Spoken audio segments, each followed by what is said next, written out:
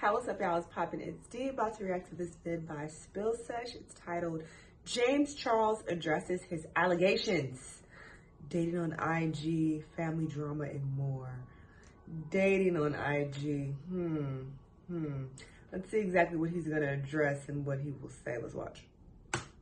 Ahead of his brand launching, James Charles decided to sit down with Cosmo for an interview, and Cosmo. They really got into it, talking about his online journey, cancellation, boys, all of it, and it's pretty they get messy. into the tea. I'm honestly super surprised that James is even talking about this, but at the same time, with his brand launch around the corner, of course he's going to be doing press in order to try to get his name out there to sell this dang product. But this article that came out was titled, James Charles Would Like to Be Uncanceled, Please, which kind of says it all. In this, James said that he didn't want to mope around and make this pity party for himself about how he was canceled and things like that. They jumped right into the thick of the controversy with James, saying that it's his fault for his own reputation, but he's no pedo or groomer or predator, but he admits that he made a big mistake. Later in the article, they mention how not too long ago, James was called out by several boys who accused him of inappropriate behavior. They noted that Def Noodles had a Twitter thread at the time that kept track of people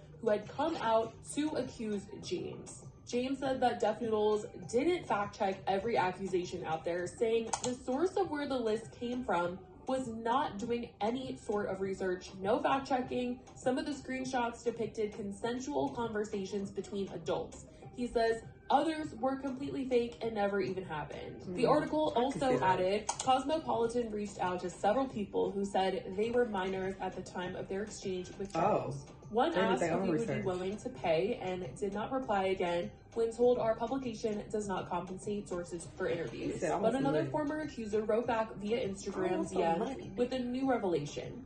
He had said he already privately apologized to Charles a few months ago for telling him I was 18 a few years ago and the TikTok I made that blew up the situation. When asked to elaborate, the person did not reply. Charles' team says someone did message Charles this spring, admitting he lied about his age.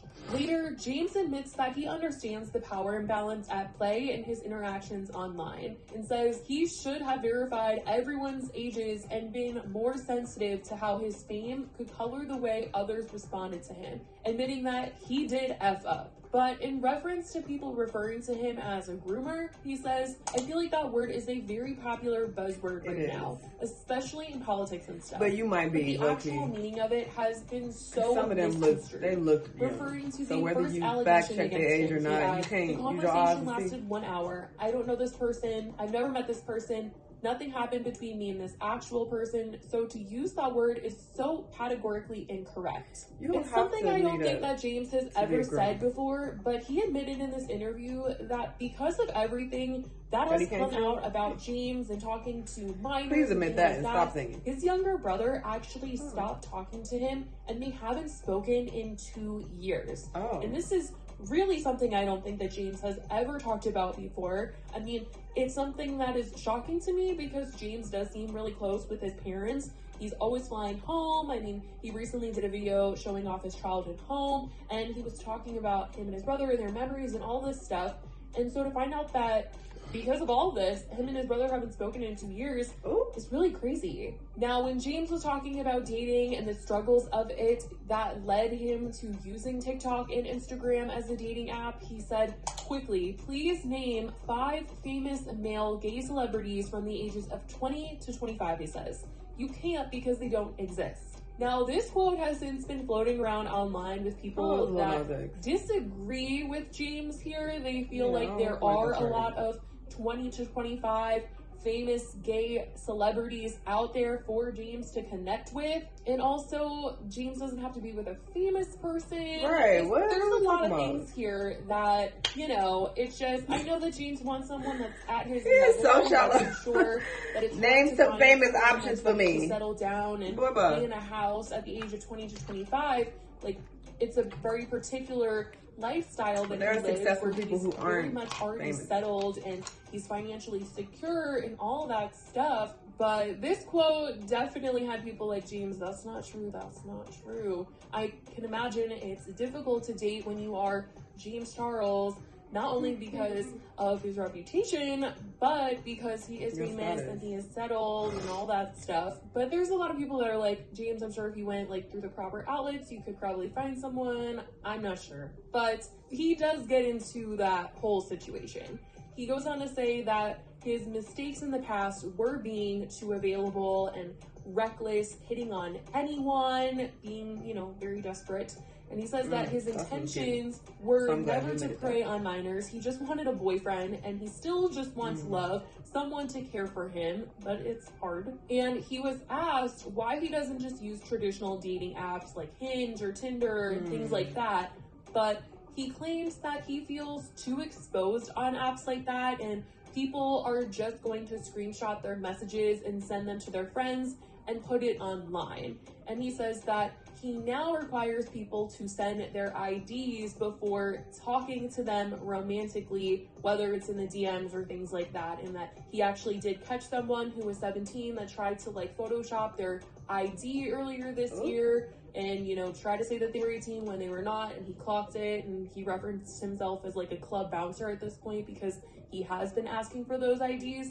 But in reference to this, I will say that, you know, in James's experience, people that talk to him in the DMs, they screenshot his messages anyway. Right, and of age or not. Like, so why do you keep doing that? That's a very big sign of their character. If they're going to be like screenshotting messages with James, then, you know, kind of filters it out. It's like, hey, that guy, he's trash. You know, he was just using you because you're famous and he wanted to screenshot your pictures. But if you're on a dating app, it definitely looks less bad when something like that happens, because you at least know that that person is of age, or he's supposed to be of age, and then it's on the app that they did not clock that that person was lying about their age. It's not on James, you know? I feel like he would be safer. His reputation would be safer if he was just on the damn apps. Do you know what I mean, you guys? Like, if he is on Hinge, or he is on Grindr, or he is on whatever app, Tinder, all of those apps, if he is messaging someone and that person decides to screenshot their messages and put it online, you know, at least James knows that person is trash or whatever, and we all know that they were talking on a proper dating app. You know, I just think it looks really bad when it's on Instagram and then it comes out that they're like 17 or whatever. I feel like there's more of a chance that he's gonna get in trouble when he's talking to people in the DMs than if he's talking to someone on an app. I don't know. That's just what I think. But anyways, he says that he hears people say that, you know, he got away with it or nothing ever happened to him, and people just feel like he never, you know, faced any consequences for what he was accused of. Did he? But he feels like he did. Like, events and companies didn't want to work with him or have them at, you know, their events for a while. He lost deals, monetization for a while. But over time, things have obviously changed. People have come around to him. He's going to events. So did you really get canceled? No, about to launch this brand, Painted. And when talking about his brand that's about to launch, he says that despite what people might think, this brand is all him. It's self-funded, no investors or partners. This has come from his personal savings and checking accounts. He said that he didn't know how that rumor got started, but I personally think that it has to do with Jaclyn Hill and her not being so transparent about Morphe's ownership over Jaclyn Cosmetics. She had painted the brand out to be her own, saying that it was even a family business. But when Morphe's parent company had to file for bankruptcy, those documents came out and painted a much different story, seeing as Jaclyn didn't hold that CEO title after all, and was nowhere on the Jaclyn Cosmetics employees list. And she had only been paid for letting them use her name and face to promote the brand. I think that once that came out, people started to question whether other influencers and celebrities actually own their companies and how much they actually put into them. But James is shutting all that down by saying that this Painted, it's all him. Now, James is really hoping that this brand will be a success given all that's happened, and he's clearly just starting this little press tour to get people talking. I mean, seriously, James isn't going to be talking about his past for nothing. It's certainly all to try and push people to talk about Painted and get his name out there again. But it's interesting to hear James reflect on the past and also reveal some things that we didn't really know about. He certainly feels like his life shouldn't be ruined based on those past accusations, and is keeping his fingers crossed that people are going to be out there who will put their feelings aside to give his brand a shot at the... Oh my God.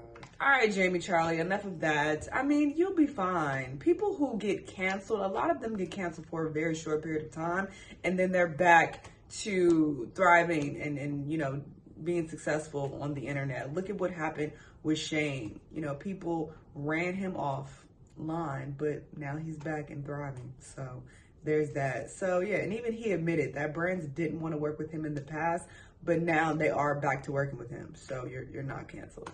So what are we talking about? People are still going to support you. They're going to buy your shit.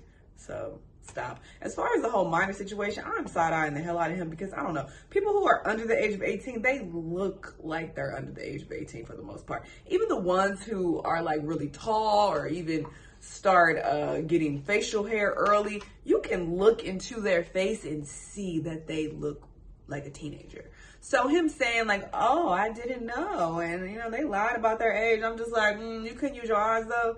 You know, it's real suspect, but whatever, child. The sun is just going in and out. But yeah, anyway, he'll be fine, whatever. Y'all let me know what y'all thought though. Let me know what other videos you want to watch, and I'll see you on the next one. Bye.